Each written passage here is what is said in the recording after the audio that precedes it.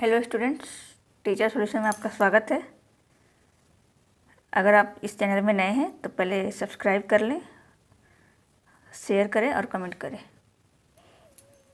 आज हम लोग सॉल्व करने वाले हैं झारखंड एकेडमिक काउंसिल द्वारा जारी किए गए model question paper of term 2, जिसमें 40 मार्क का क्वेश्चन है। टाइमिंग है 1 आवर 30 मिनट। टोटल 19 क्वेश्चन है। 1 से लेकर 7 तक शॉर्ट आंसर वाले हैं, जिसमें से कोई 5 का उत्तर देना है, और हर क्वेश्चन 2 नंबर का है। क्वेश्चन नंबर 8 से 14 तक 3 नंबर वाले क्वेश्चन है। इसमें भी सिर्फ 5 क्वेश्चन को अटेम्प्ट करना है। क्वेश्चन 15 से लेकर 19 तक लॉन्ग आंसर टाइप है, इसमें से कोई भी 3 क्वेश्चन का आंसर करना है, और ये 5 मार्क का है। तो आज हम लोग सॉल्व करने वाले हैं सेट 1। सेट 1 का सेक्शन है। क्वेश्चन नंबर 1 है कि बिंदुओं -5,7 तथा -1,3 के बीच की दूरी ज्ञात कीजिए। तो यहाँ हम 2 बिंदु दिया हुआ है, ए और बी, जिसका निर्देशांक है -5,7 और -1,3। तो पहले हम लोग x1, x2, y1, y2 लिख लेंगे। उसके बाद दूरी सूत्र का जो फार्मूला है हमारे पास, x2 - x1 का whole square plus y2 - y1 का होल स्क्वायर रूट अंडर, उस फार्मूले के लगाएंगे। और फिर कैलकुलेशन के बाद हमारा आंसर आ रहा है 4√2 मात्रक। क्वेश्चन नंबर 2 हमारा है, यदि sin a = 3/4 हो तो cos a और tan a का मान ज्ञात कीजिए। तो यहाँ हम लोग को दिया हुआ है sin a = 3/4। अब जैसा कि साइन का फार्मूला हम लोग जानते हैं, साइन थीटा का फार्मूला क्या होता है, p/h। तो p/h हमारा है 3/4। अब ये एक रेशियो है, तो हम लोग मान लिए कि p = 3 के और h = 4 के है। अब पाइथागोरस थ्योरम से हम b को कैलकुलेट करेंगे, और b हमारा आया √7 के।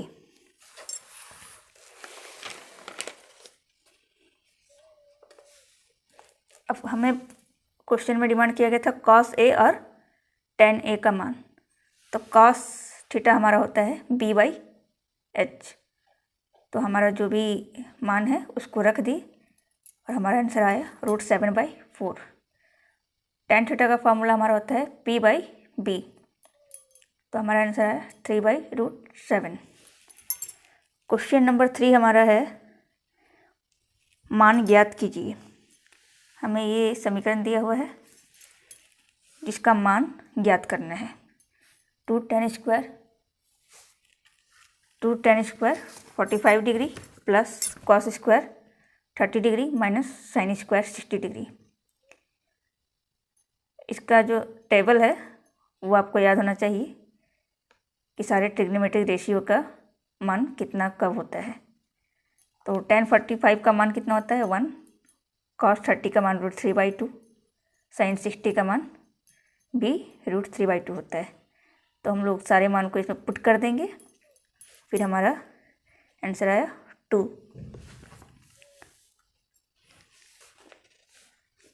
अब हमारा है क्वेश्चन नंबर 4, जिसमें सिद्ध करने बोल रहे हैं cos 38 degree into cos 52 degree minus sin 38 degree into sin 52 degree = 0। तो यहाँ देखिए LHS में हमारा क्या था, cos 38 degree cos 52 degree minus sin 38 degree sin 52 degree. तो हम यहाँ क्या करते हैं कि किसी भी एक को चेंज करते हैं। जैसे यहाँ देखिए कि हम 90 में कितना माइनस करेंगे, जो हमको 38 आएगा। 90 में जब 52 को माइनस करेंगे तो 38 डिग्री आएगा, और जब 90 में 38 डिग्री को माइनस करेंगे तो 52 डिग्री आएगा। तो यहाँ हम लिखे हैं cos 90 minus 52 into cos 90 minus 38 minus जैसे था वैसे ही लिख देना है sin 38 degree into sin 52 degree. अब हमारे पास फॉर्मूला है cos 90 minus theta equal to sine theta. तो cos 90 minus theta equal to sine theta होता है। तो ये तुम्हारा तो हमारा हो गया ये cos 50, ये थीटा है हमारा 52, तो ये होगा sine 52 degree into sine 38 degree minus sine 38 degree into sine 52 degree. अब ये हमारा कैंसिल हो गया और हमारा इक्वल टू आया 0, जो हमारे RHS के बराबर है। अब नेक्स्ट क्वेश्चन है क्वेश्चन नंबर 5। 7 सेंटीमीटर त्रिज्या तथा 5 सेंटीमीटर ऊंचाई वाले लंब वृत्तीय बेलन का आयतन ज्ञात कीजिए। तो यहाँ हमारे क्वेश्चन में दिया हुआ है बेलन की त्रिज्या r इक्वल टू 7 सेंटीमीटर और बेलन की ऊंचाई h इक्वल टू 5 सेंटीमीटर। अब हम आयतन वाला फार्मूला लगाएंगे। बेलन का आयतन का सूत्र होता है पाई r स्क्वायर h। अब हम पुट कर दिए हैं जो मान हमारा दिया हुआ है उसको फार्मूले में, और हमारा आंसर आया 770 सेंटीमीटर क्यूब। अब हमारा 6 नंबर क्वेश्चन है माध्य, माध्यिका तथा बहुलक के बीच संबंध बताइए। तो हमारा ये संबंध क्या है, बहुलक इक्वल टू 3 माध्यक माइनस 2 माध्य। क्वेश्चन नंबर 7, एक पासे को एक बार फेंका जाता है, निम्नलिखित को प्राप्त करने की प्रायिकता ज्ञात कीजिए।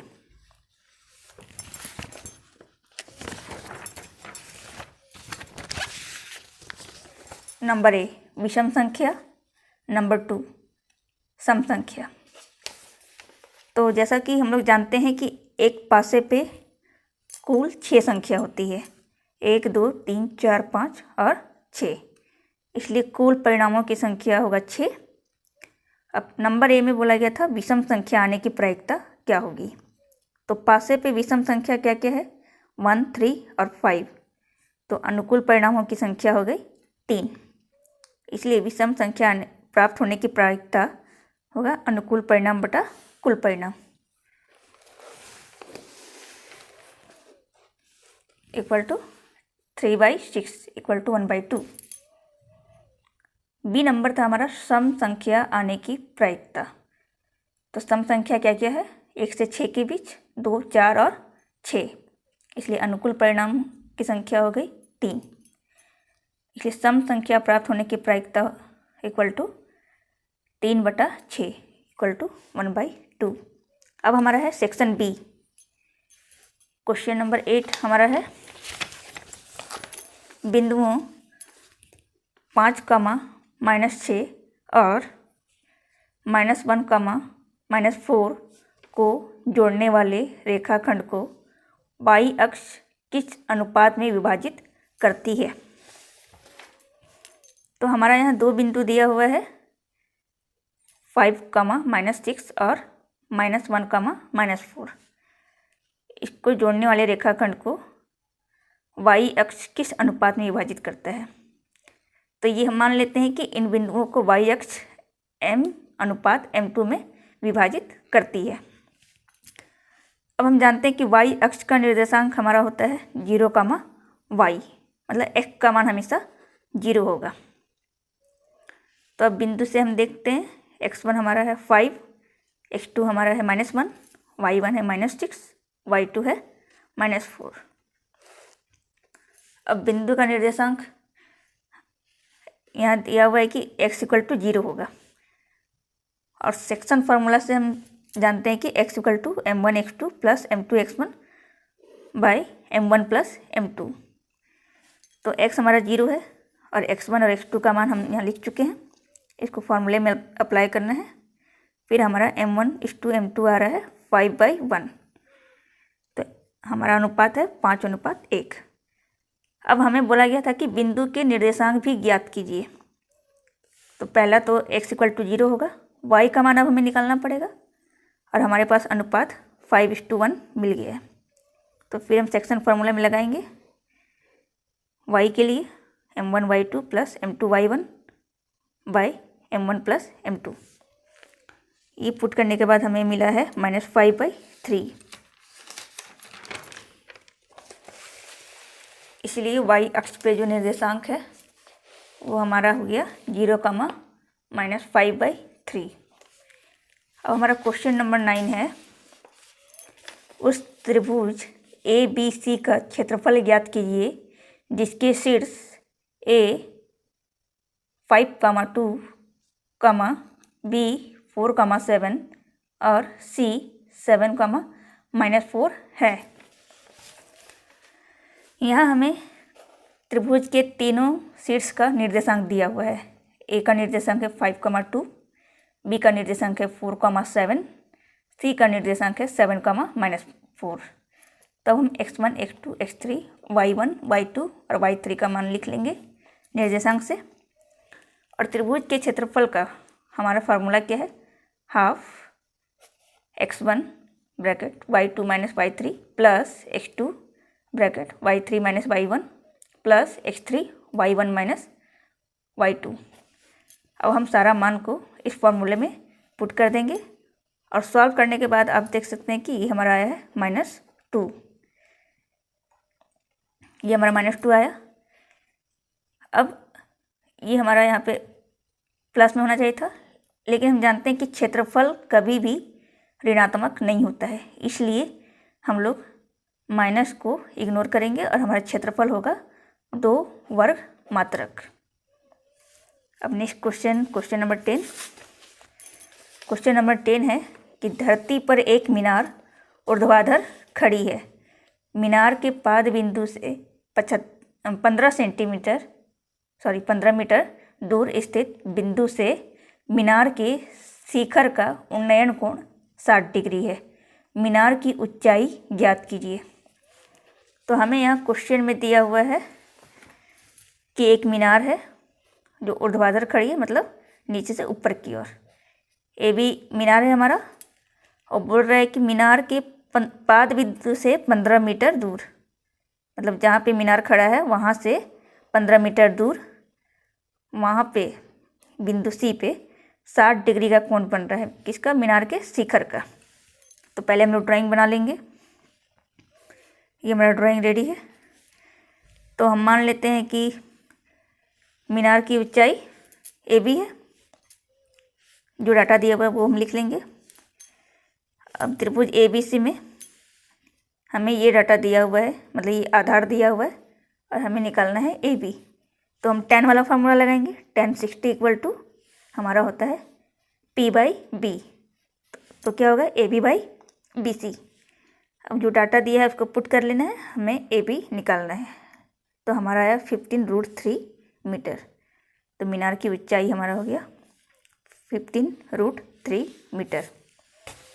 नेक्स्ट क्वेश्चन है क्वेश्चन नंबर 11।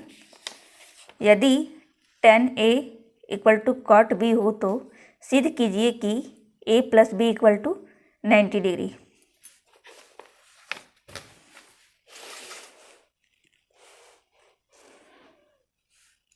तो हमें क्वेश्चन में दिया हुआ है कि tan A = cot B। अब हम यहाँ पे चेंज करते हैं। हम जानते हैं कि tan 90 - θ = होता है cot θ। तो किसी भी एक को चेंज करना है, जिसको आप चाहे चेंज कर सकते हैं। तो हम यहाँ पे लिख रहे हैं tan 90 - B, जो हमको देगा cot B। अब ये tan कैंसिल हो गया। A = 90 degree - B। अब B को इधर ले आते हैं तो हमको मिलता है A + B = 90 डिग्री। ये हमारा प्रूफ हो गया। अब है क्वेश्चन नंबर 12। 7.6 सेंटीमीटर लंबा एक रेखाखंड खींचिए और इसे 5:8 में विभाजित कीजिए। तो यहाँ पे क्या बोला गया था कि 7.6 सेंटीमीटर लंबा एक रेखाखंड है जिसे हमें 5:8 में विभाजित करना है। तो इसके लिए सबसे पहले हम लोग क्या करेंगे, पहले एक रेखाखंड ए बी खींचेंगे जो होगा हमारा 7.6 सेंटीमीटर लंबा। उसके बाद ए से न्यून कोण बनाएंगे ए एक्स। अब हमारा यहाँ रेशियो दिया हुआ है 5:8, तो दोनों को जोड़ देंगे तो हमको मिल रहा है कितना 13। तो ए एक्स को 13 इक्वल पार्ट्स में डिवाइड करेंगे। उसके बाद बी को x3 से मिला देंगे। अब हमें क्या करना है कि यहाँ जितना कोण बना है मतलब ए एक्स 13 बी, ये कोण जितना बना है उतना ही कोण 5 पे बनाए हैं, अब 8 पे बना सकते हैं। ठीक है, तो जितना कोण हमारा x13 पे बना है उतना ही x5 पे बनाना है। तो उसके लिए हम लोग क्या करेंगे, पहले कोई भी त्रिज्या का एक चाप ले लेंगे और यहाँ बनाएंगे। सेम वही त्रिज्या का चाप हम x5 पे भी बनाएंगे। अब हम लोग इस चाप की लंबाई को नाप लेंगे और फिर यहाँ पे हम लोग यहाँ पे नापेंगे और ये कट मार्क होगा हमारा। अब इसको मिला देंगे सी पे। तो देख सकते हैं आप कि ए बी 2 भाग में बट गया है, ए सी और सी बी। ये हमारा 5 अनुपात है, इधर 5 अनुपात है, इधर 8 है। तो ए सी की लंबाई हमारा हो गया 2.9 सेंटीमीटर और बी सी की लंबाई 4.7 सेंटीमीटर। अब हमारा है क्वेश्चन नंबर 13। 5 सेंटीमीटर त्रिज्या के एक वृत्त पर 2 स्पर्श रेखाएं खींचिए जो परस्पर 60 डिग्री के कोण पर झुकी हो।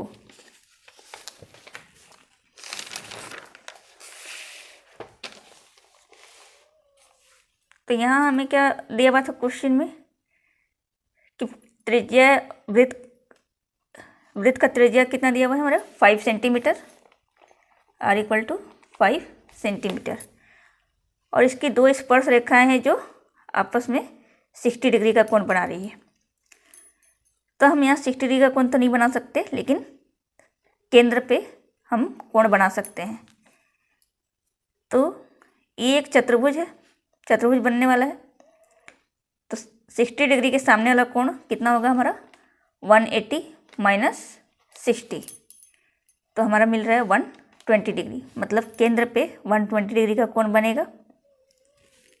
चलिए पहले हम लोग क्या करेंगे, 5 सेंटीमीटर त्रिज्या का एक वृत्त बनाएंगे। उसके बाद ओ आर को मिलाए हैं जो ये हमें दे रहा है क्या त्रिज्या। उसके बाद बिंदु ओ पर 120 डिग्री का कोण बनाएंगे। आप लोग जानते ही होंगे 120 डिग्री का कोण कैसे बनता है। कोण बनने के बाद ओ क्यू को मिलाया गया। अब बिंदु क्यू और आर पर 90 डिग्री का कोण बनाया गया है। अब देख सकते हैं। अब ये दोनों लाइन जहाँ पे प्रतिच्छेद करेगी वो होगा हमारा बिंदु P। मतलब ये पी क्यू और पी आर हमारा क्या है, वृत्त की स्पर्श रेखाएं जो आके मिल रही है बिंदु P पर। कितना कोण बना रहा है वो 60 डिग्री।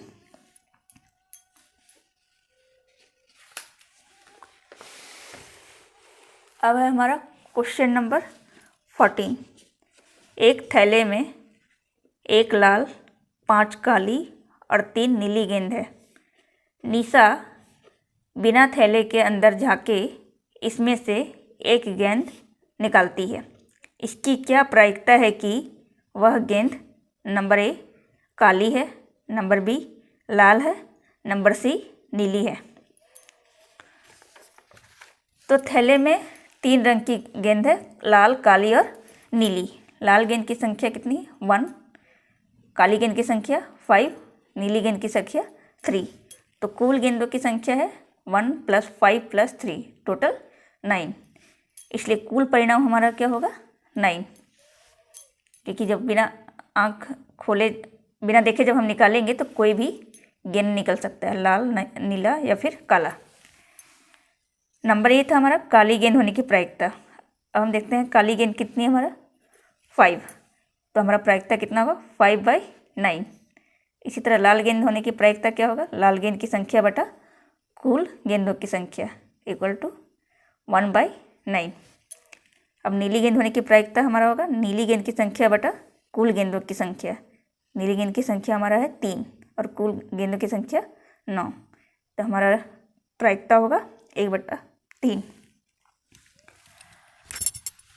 अब हमारा है section C, question number 15। 7 metre ऊंचे एक भवन के शिखर से एक केबल टावर के शिखर का उन्नयन कोण 60 डिग्री है और इसके पाद का अवनमन कोण 45 डिग्री है। टावर की ऊंचाई ज्ञात कीजिए। तो क्वेश्चन में हमें क्या बोल रहा है कि 7 मीटर ऊंचे भवन के शिखर पे एक केबल टावर लगा हुआ है, हमारा क्या है सीढ़ी।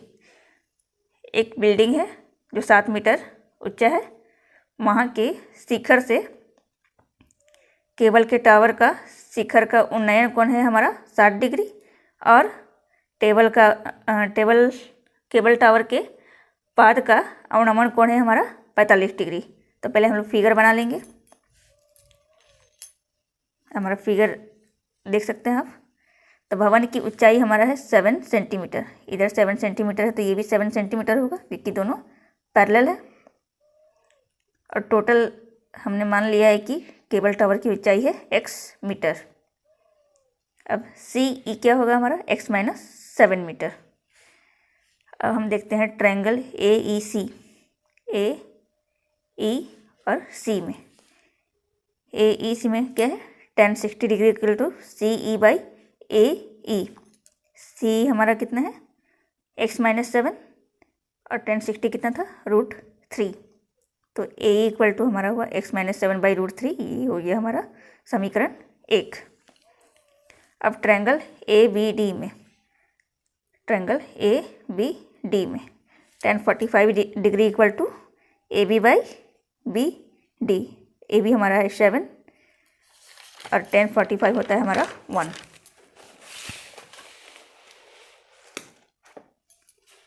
तो BD हमारा आ गया है 7 मीटर। अब BD का जो मान है BD इक्वल टू AE होगा क्योंकि दोनों पैरेलल है। अब AE का मान हम समीकरण 1 में रखेंगे तो हमें मिलेगा x का मान जो है हमारा 7 ब्रैकेट 1 + √3 मीटर। Question number 16। एक खिलौना की त्रिज्या 3.5 सेंटीमीटर वाले एक शंकु के आकार का है जो उसी त्रिज्या वाले अर्धगोले पे अध्यारोपित है। उस खिलौने की संपूर्ण ऊंचाई 15.5 सेंटीमीटर है। इस खिलौने का संपूर्ण पृष्ठीय क्षेत्रफल ज्ञात कीजिए। तो क्या हमारा एक खिलौना है जो शंकु के आकार का है जिसका त्रिज्या है 3.5 सेंटीमीटर।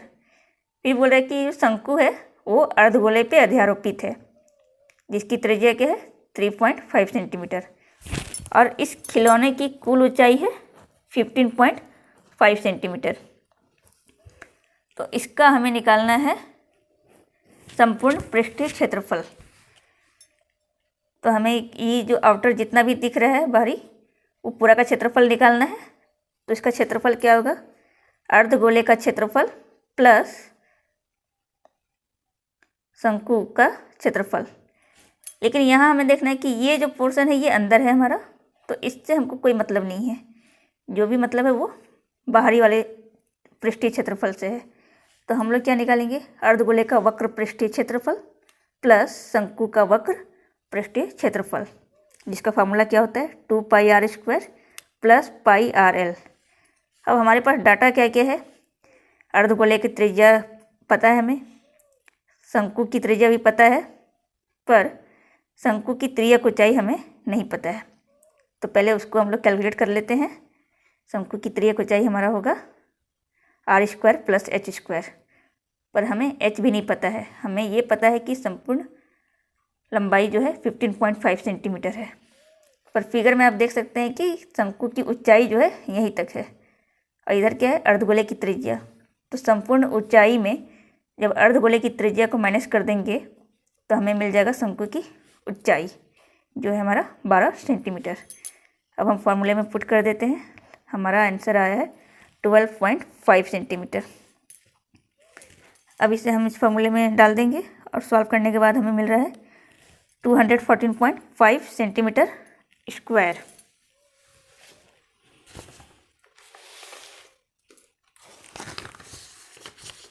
क्वेश्चन नंबर 17 हमारा है, एक ठोस एक अर्धगोले पर खड़े एक शंकु के आकार का है जिनकी त्रिज्याएं 1 सेंटीमीटर है तथा शंकु की ऊंचाई उसकी त्रिज्या के बराबर है। इस ठोस का आयतन पाई के पदों में ज्ञात कीजिए। तो ये किस तरह का आकृति बनने वाला है ये पहले देखते हैं।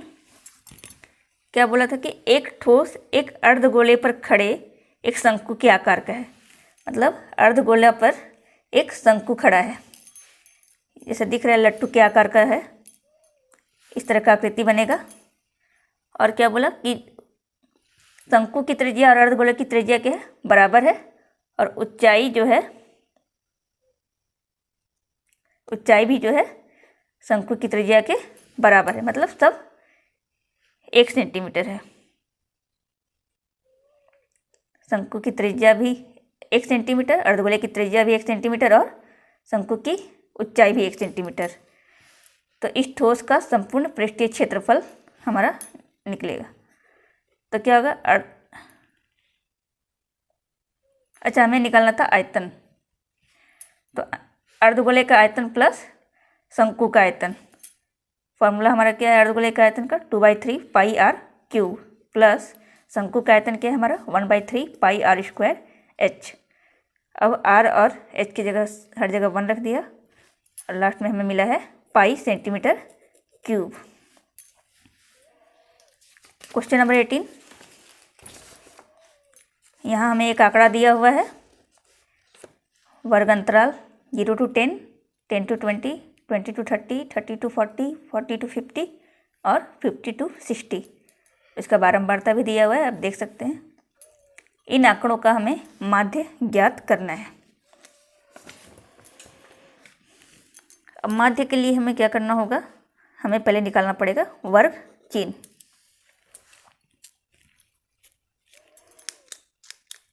हमें निकालना होगा वर्ग चिन्ह, और वर्ग चिन्ह का हमारा फॉर्मूला क्या होता है, ऊपरी वर्ग सीमा प्लस निम्न वर्ग सीमा बटा 2। तो हमारा ये xi निकला है 0 + 10/2 मतलब 5, फिर 10 + 20/2 मतलब 30/2 = 15। अब हमारा देख सकते हैं कि वर्ग अंतराल का जो गैप है वो 10-10 का है, तो ये क्या है 10-10 जुड़ता जा रहा है और लास्ट में हमें मिला 55। अब हम fi और xi को मल्टीप्लाई कर देंगे। मल्टीप्लाई करने के बाद हमारा ये सब डाटा मिला है। हमारा माध्य का फार्मूला होता है sum of fi × xi upon sum of fi। अब हमारा बारंबारता का सम कितना आया है 40 और fi × xi का सम आया है 1190। तो हमारा माध्य कितना आ गया 29.75।